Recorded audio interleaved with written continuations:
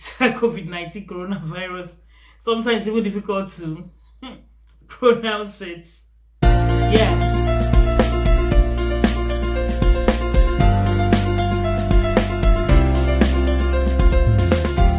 Hello, beautiful people. Welcome back. I'm Benny. This is the Mother's Day edition of the Homefront.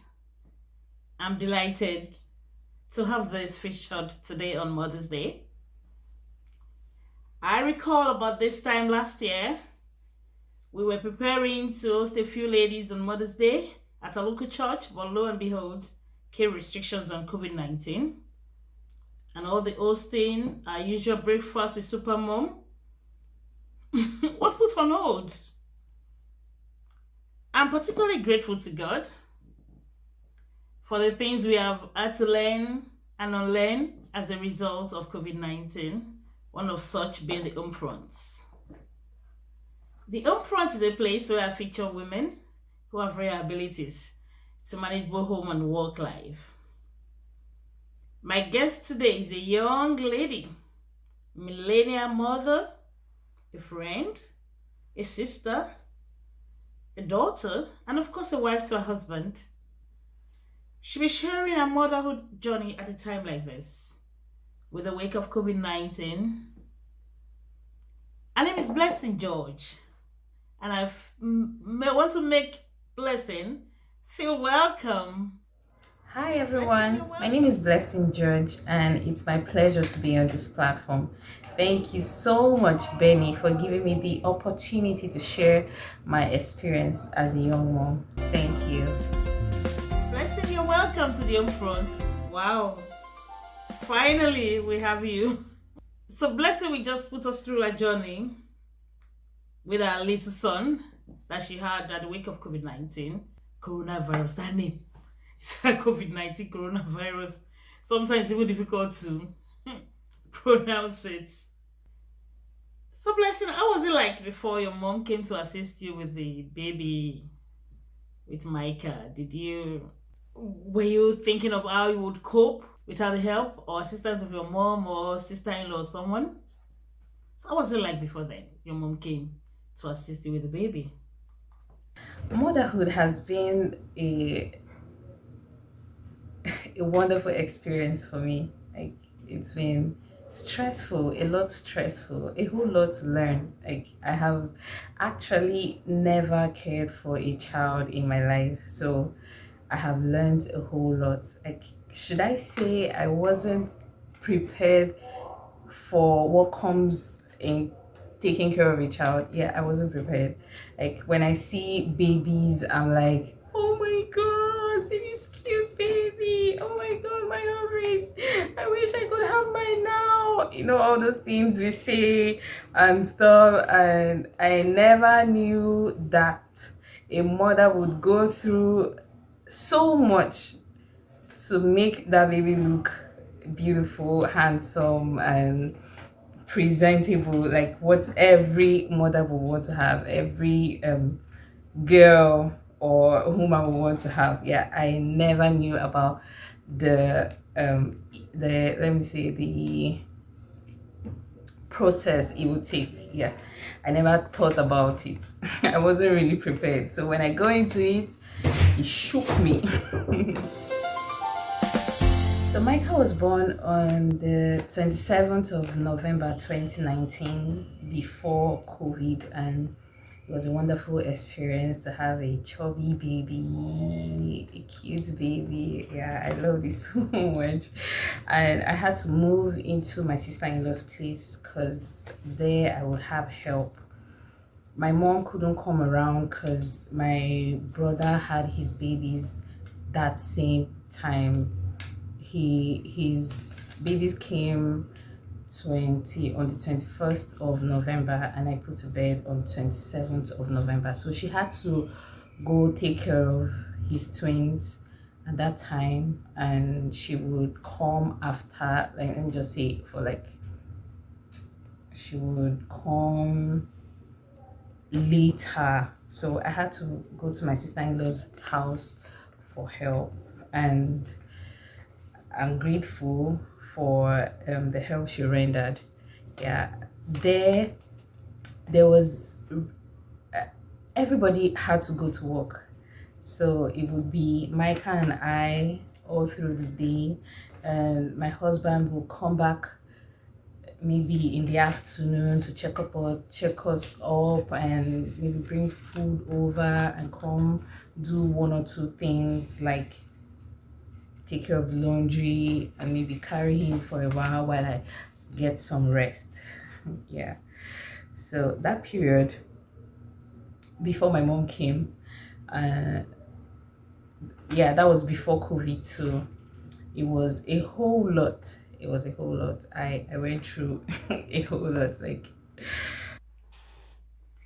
Also, what would you say you specifically learned during this period? Having to work from home. Did you have to learn, unlearn, or relearn new things as a first time mother? so I have learned a whole lot this period, and I'm still learning.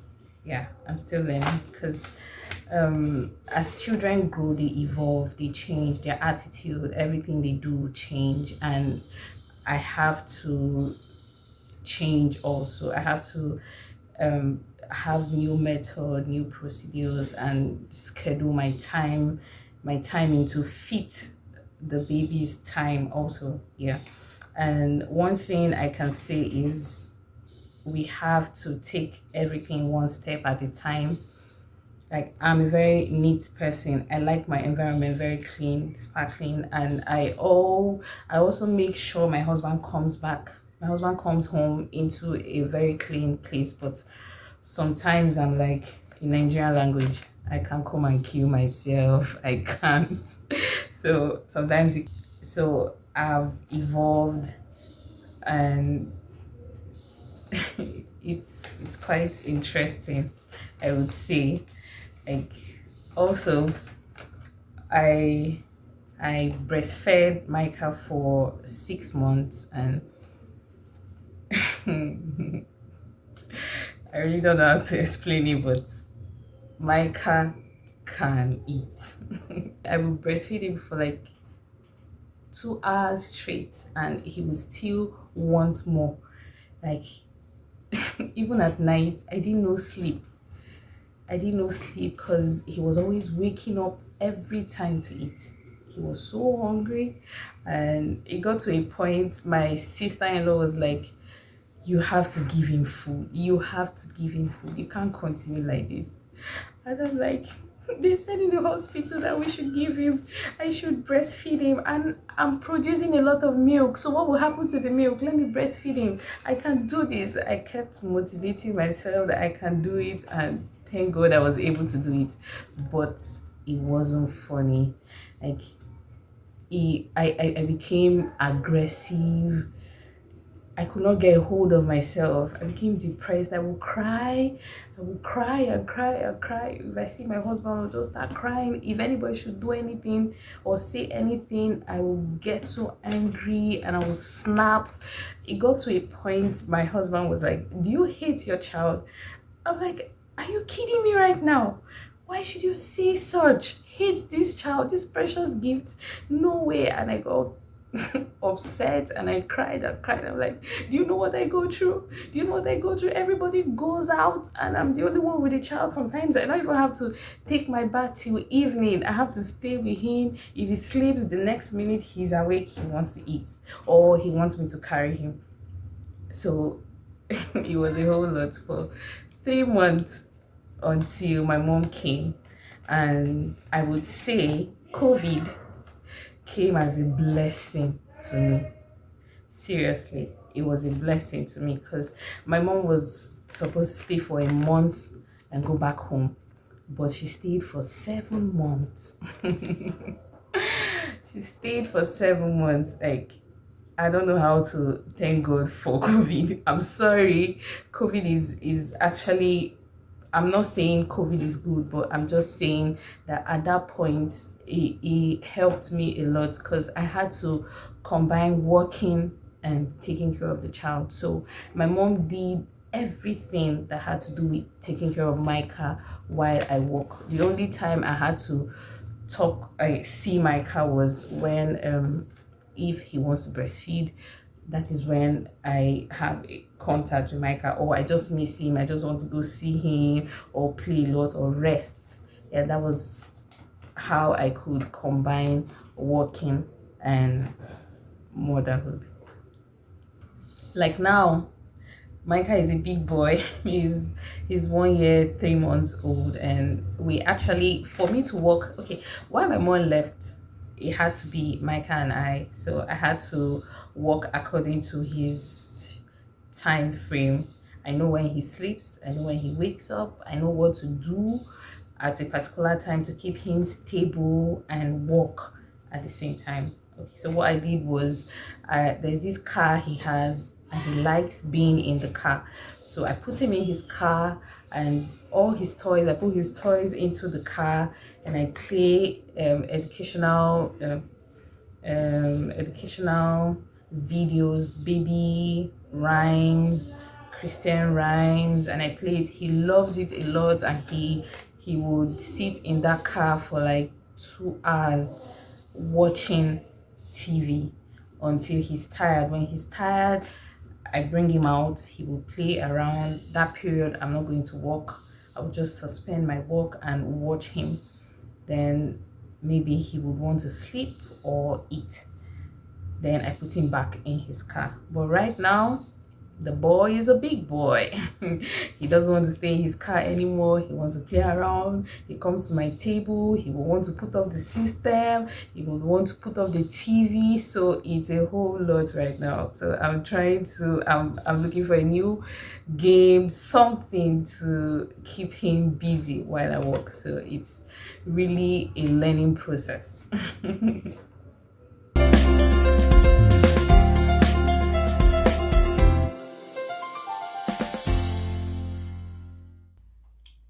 Wow, kudos to Micah. Getting fed for 2 hours non-stop. And well done to our amazing millennial mom who kept to the instructions from the midwives on baby friendly.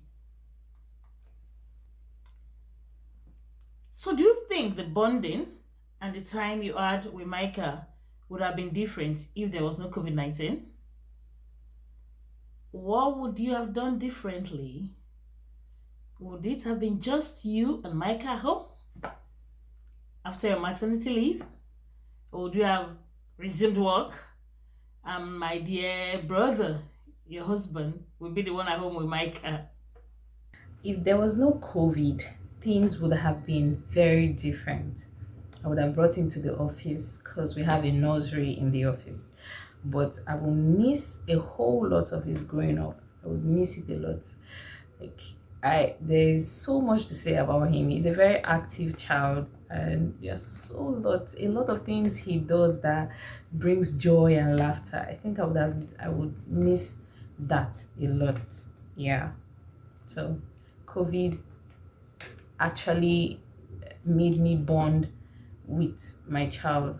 For example, okay, I'm still working from home till now, and last 2 weeks I went for antenatal, and sorry, not antenatal, I went for immunization.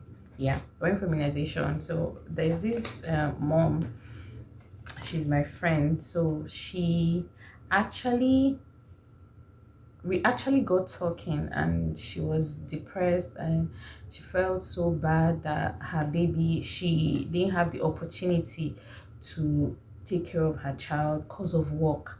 She would go to work in the morning, come back and at night, and the baby she had to take her child to her grandmom. That the last time she saw her child was 3 weeks ago, and she complained a whole lot. She said a whole lot of things, and I'm like, Father, give her a way out. And I began to be grateful for the opportunity God has given me to actually watch my child grow. It's a whole lot stressful, but it it's a great opportunity to watch a child grow. You know everything about this child. Like you get to see the fun part, you get to see the good part, the bad part, and it creates this bond between you and your child. So yeah, things would have been really different if there was no COVID. Blessing just said to us that it would have been a lot different if not for COVID-19. She would perhaps have had to take her son to the office daycare facility. It is so good you were able to bond with your child. That was the phase in Micah's life. It will, of course, bring you joy all the days of his life. It will not cause you stress or pain. And for every mother and upcoming mothers, I would like to leave this passage of the Bible with you in Psalms 127, verse 3 to 5, one of my favorites. It says, "Lo, children are the heritage of the Lord, and the fruit of the womb is his reward. As arrows are in the hand of a mighty man, so are children of the youths. Happy is the man that hath his quiver full of them. They shall not be ashamed, but they shall speak with enemies in the gates." Blessing, you heard that? For a while you felt stressed. Your son will not bring you stress. It will bring you joy all the days of his life. Our children will make us proud. Thank you so much, Blessing, for sharing your experience in the past year with us. 2020 was really an unusual year. Business was unusual, work unusual, life itself became unusual, and lots of lessons learned. I would love to encourage all women, sisters, ladies, mothers, and as we celebrate Mother's Day today, irrespective of the challenges life throws at us, we can find opportunities to emerge stronger than the challenges we face. An alternative to not balancing motherhood and work is stress, illness, discouragement, fear. We can have a thriving home, thriving business, thriving work life if we remain the resilient woman, mother that we are. I would like to wish each and every one of us a happy Mother's Day. Keep trusting in the Almighty God. Reflect on all that God has done for you, and you have reasons to rejoice. God bless you. Happy Mother's Day.